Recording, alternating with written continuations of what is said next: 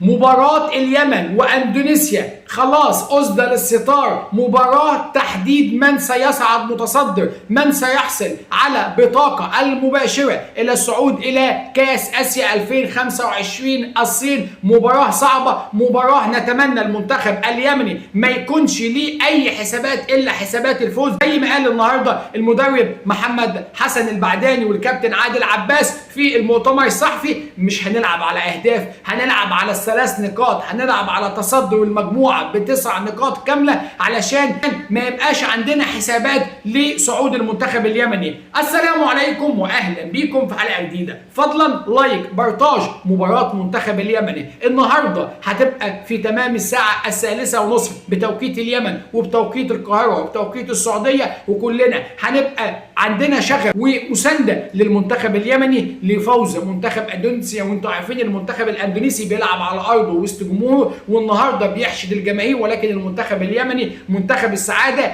قادر انه يفوز النهارده ليتصدر المجموعة. حتى اذا لم يقدر المنتخب اليمن على الفوز فعنده فرصة تانية، فرصة التعادل، وهي أيضا تضمن ب7 نقاط الصعود كأفضل تواني. والأولوية هنا هتكون للمنتخب اليمني لأن مجموعة اليمن 4 منتخبات وفي منتخبات تانية أو مجاميع تانية عندهم 5 منتخبات، فطبعا النتائج الأخيرة هتنشال، فطبعا الأهداف هتكون في صالح المنتخب اليمني وهيكون النتيجة 7 نقاط، هتكون مؤشر قوي لصعود أيضا. ولكن المنتخب اليمني قادر وكفيل للفوز على المنتخب الاندونيسي. محمد حسن البعداني يلعب بخطته المتوازنه ما بين الدفاع والهجوم، يمتص حماس منتخب اندونيسيا خاصه في بدايه الشوط بوجود جماهير قويه هتساعد المنتخب الاندونيسي. وكلنا امل بنجوم المنتخب اليمني بتقليص المباراه بدري بدري باحراز هدف باحراز هدفين يقتل حماس المنتخب الاندونيسي في العوده للمباراه. وان شاء الله كلنا على قلب رجل واحد، وان شاء الله صداره يمنيه واكتساح يمني وتصدره وصعوده الى نهائيات كاس اسيا الصين، وباذن الله منها الى بطوله كاس العالم اللي كان قريب جدا منها المنتخب اليمني العام